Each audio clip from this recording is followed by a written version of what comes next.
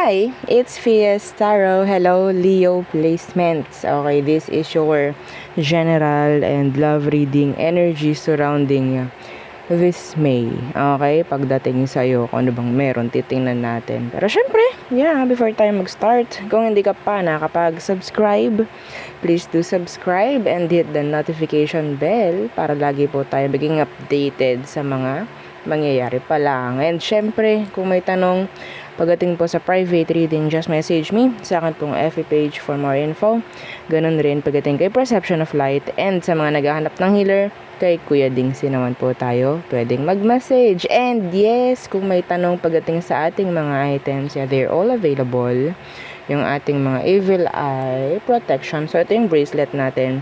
So isang adjustable, ito yung adjustable, and ito yung garterize. Okay? And ring, yes, adjustable din yung ring natin. So, ganyan siya. And syempre, yung ating necklace. So, unisex ang necklace and yung bracelet. Okay? So, ganyan yung necklace. Merong blue stone doon sa pinaka-center. Hindi lang mabigyan justice ng ating camera. Anyway, so, pagdating sa love, so, ito naman yung pwede. Okay? So, singles, may mga conflicts, mga karelasyon, situations in love. So, yes, pwede sa'yo to. Okay? And, samahan mo ng evil eye. Okay? Every time na nagmamanifest tayo, kailangan natin ng evil eye to protect. Okay? Our energies from, alam mo na, sa mga nagbabato ng evil eye. And, syempre, si Granter necklace. So, si Granter is non-tarnish, hypoallergenic, and 20 inches long yung kanya pong chain. So, siya yung taga-grant ng mga minamanifest mo. Okay, taga-grant lang ha. So, hindi siya nagpo-protect. And syempre, kung hindi pa available yung minamanifest mo, hindi mo pa ka-frequency, so, surprises naman ang ibibigay sa'yo ni Granter. So, ganyan siya sa front, sa back niya is ganun din. Okay, so, para siyang may glass. Yes. Anyway, this is made to order, by the way. And yung ating last is yung cord cut. Okay? So, yung design is sabihin nating harang. Harang para sa mga tatanggalin natin na hindi na kailangang energies. Okay? Cord cutting is pagkakat ng mga energies na nakakapit pa sa energy mo. Yes. Okay? So, there. So, let's start the reading. Leo placement. So, in general, anong meron? This May. Leos.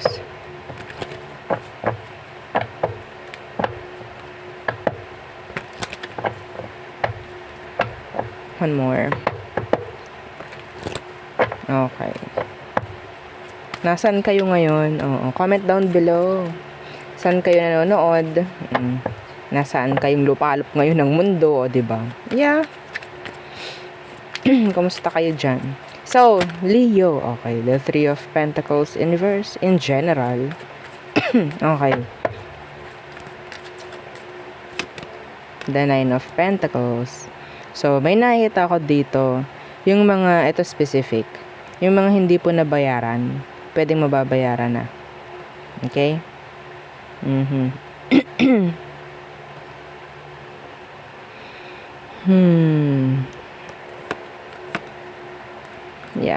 May mga matatapos ng bayarin this May. I don't know how. Okay? Or pwedeng kung ano man yung mga kailangan mong bayaran, sa May, pwede mo nang mabayaran. Parang ganon.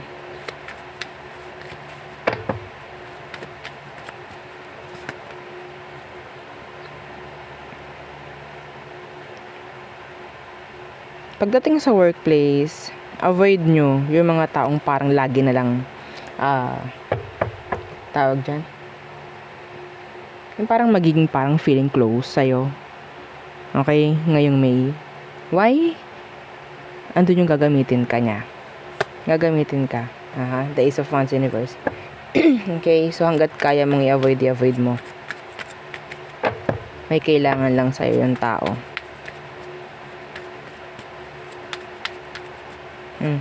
What else? Leo, in general. Two of Pentacles. May naririnig ako. Multitasking. Okay? So, some of you, nandyan yung, a lot of work this May. Four of Pentacles. Yeah. Some of you, ikaw itong kukuha ng iba pang side hustles, no? Para makapag-ipon. Yeah. 2 trabaho, 3 sa loob ng isang araw. 'Di ba may ganon? Lalo na sa ibang bansa. Yeah. Okay? So, for me, kukuha kayo ng ibang source of income this coming May kasi mayroon ako nakikitang pag-iipunan. Okay? So, yeah, multitasking.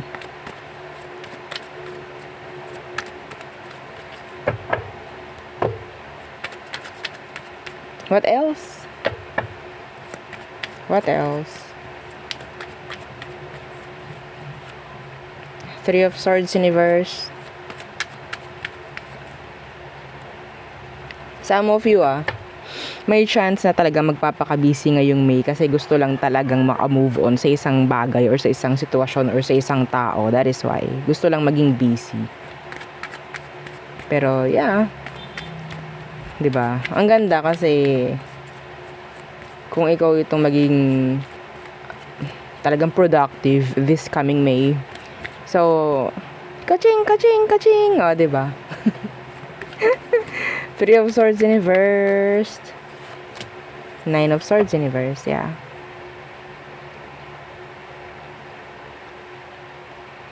So, energy ng parang ume-effort na ayusin yung mga dapat maayos sa buhay in general.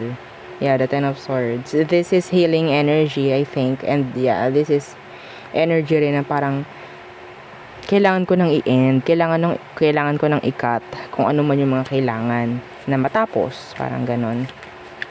For the peace of mind, parang ganyan. Yeah, the Nine of Wands. Being guarded. Some of you, magiging mas guarded ka sa sarili mo. Andyan yung pagpoprotect mo sa sarili mo. Okay? Some of you, I don't know kung when it comes to, love, I don't know kung magiging open kayo Nandun yung energy na parang, the Knight of Pentacles universe. Ayoko. Parang ganun. Ayoko muna. Mas pipiliin ko maging single muna. At mag-focus sa ibang mga bagay-bagay. Parang ganyan. Okay? So, some of you may chance na mayroon kang iba-block. Yung mga iba-block. Whether romantic connection man yun or platonic or friends, casual, mga ganyan. Okay? So, let's see. Let's go na sa love. Okay. Energies in love coming in this May for Leo placement. So, let's see. For Leos. Anong meron? Anong parating pagdating sa love? Anong meron for Leo? The Three of Wands in reverse. So, some of you, meron na kayong mga tatalikuran na sitwasyon, tao. Okay? Why the Three of Wands in reverse? The Six of Pentacles. Iba sa inyo, parang meron ditong energy na tatalikod na kayo pagdating sa thinking ng pagbabalikan. Yeah. Okay?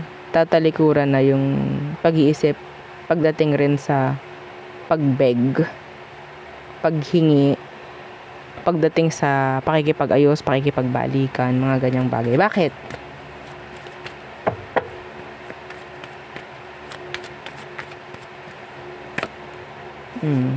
Death. It's like moving on. Changes. Some of you. It's like totally, okay, ayoko na nito. So, may mga mapapagtanto yung iba sa inyo.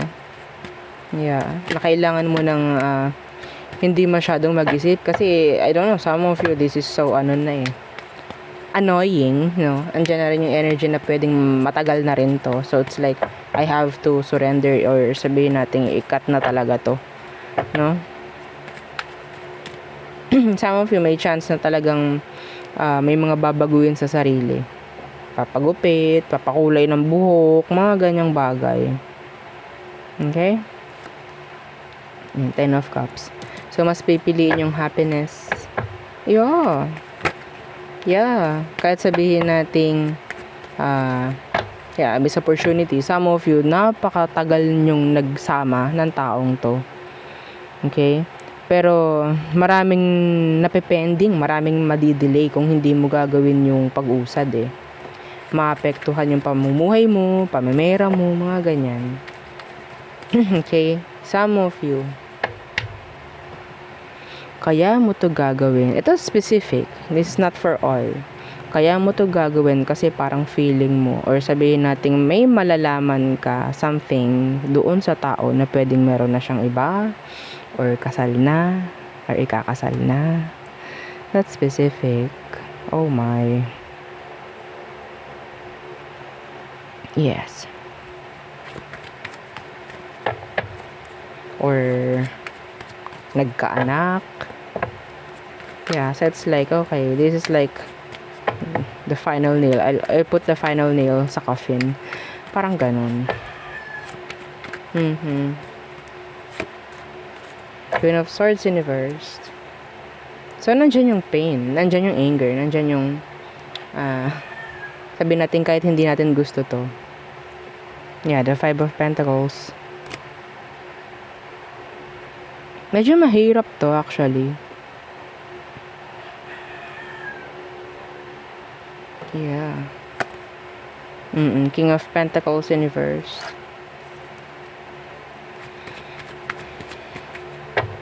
Some of you, dadaan talaga sa energy na parang, this is like a revenge.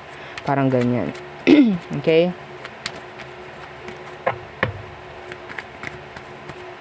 Daraan din sa energy na parang, paano na ako? Parang ganun. Yeah, Queen of Cups in reverse. Paano na ako? Some of you, this is like a third party situation. Yeah. Pregnancy. Some of you, may nakikita ako dito. So, okay. Kailangan ko na tong isurrender kasi parang wala na tong pag-asa. Nagkaanak pa sila. Parang ganyan. Okay? Yeah. So, what else? So, kumukuha tayo ng mga situation kung anong meron.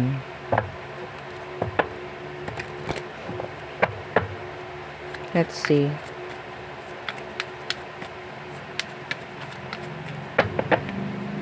Bulong sa akin for singles daw. Okay, let's see. What's coming in for single Leo? Single Leo. Queen of Wands. Some of you, pwedeng ikaw itong focus sa kung ano man, no? Pero this is like something na pwedeng busy ka. Some of you, may chance na may mga nag-a-admire sa'yo if you're single. Okay? May mga nag-a-admire. Yeah, the Ace of Swords in reverse. Nai-intimidate sila actually. They don't know how to approach you. May mga nagkakagusto. Yes, may mga gustong kumonek. Pero, nai-intimidate sila. I don't know. Maybe, natatakot silang mag-approach. Nahihiya sila. Justice. Yeah, they want fairness. Or I think, gusto nila ng something like, they have good intentions naman. Okay, pero I don't know. Yeah, the Wheel of Fortune.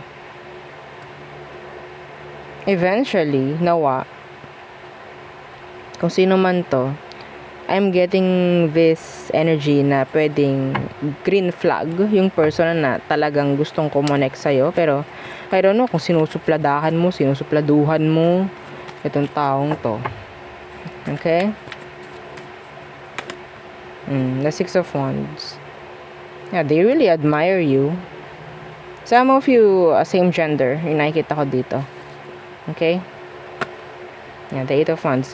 May chance na may mangyaring action. May mangyaring sabihin nating from here to there. Parang ganyan. Na energy na mangyayari sa inyo nitong taong to. Kung sino man to na gustong kumonek sa'yo, maybe, yeah, they will shoot you a message, I think. Yeah, shoot you a message, the Eight of Wands. Walang sasayangin oras tong taong to. Hahanap at hahanap to ng paraan. Okay? Hahanap at hahanap ng paraan para makagawa ng way papunta sa'yo, I think. So, it's like, yeah, they're getting ready. Yeah, because they like you. They really, really like you. Yeah, if you're single, ha? Okay? So, kung meron kang kakonek, wag mong pakinggan to. Okay? This is just for, single Leos. Itong isang spread na to. Okay?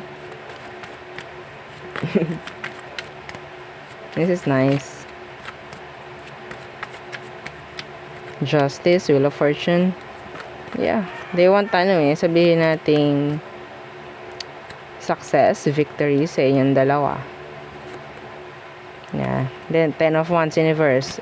So, may chance na talagang sasabihin ng taong to, magiging open sa'yo, kahit sabihin nating nai-intimidate, natatakot, kung ano man ang nararamdaman nito sa'yo. Okay? Nervous. Yeah. Babanggitin niyo yun. Magiging open sa'yo yung person. Maybe, ginagawa lang nilang ready yung sarili nila. Okay? Pagdating sa'yo. So, yung ating person on your mind, separate video po. Ha? Okay? Wala dito. Gagawa pa lang tayo. So, let's see.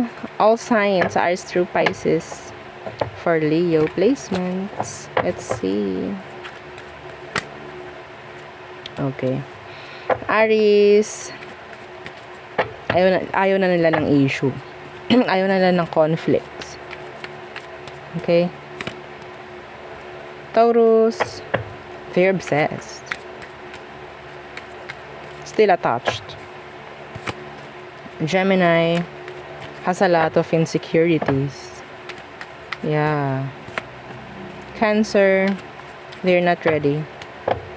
Some of them, they're just using you.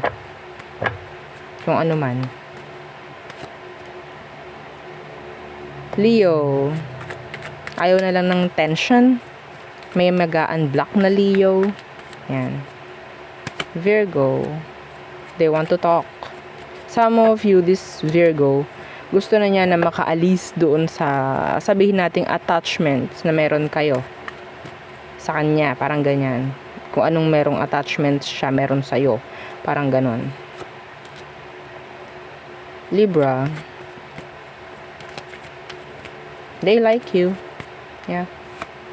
Scorpio, some of you, there's this third party involved with this Scorpio. Sagittarius, they're thinking of you day and night. They're losing sleep over you. Capricorn, this is like in and out energy. On and off. No chance of sabihin nating leveling up with this Capricorn. Aquarius, they admire you. Okay? Some of you, there's another, pwedeng yes kayo nitong aqua na to, pero meron something like energy surrounding you, both of you. May iba pang nagkakagusto. Something like that. Yeah, that's channeled. Pisces, no effort. Some of them, they're not, ready. Okay? Andun yung energy ng pangungulila sa'yo ni Pisces. Pero wala silang ginagawa. Yeah, Seven of Cups in reverse. Yeah, the Moon in reverse. Nandun yung pangungulila niya. Nalulungkot siya. Pero parang okay, hayaan ko lang to. Nalulungkot ako dito kay Pisces. Okay. So yeah, maybe ito gusto niya. Three of Pentacles. Yung makipag-ayos. Magkaroon ng magandang cooperasyon with you. Parang ganun.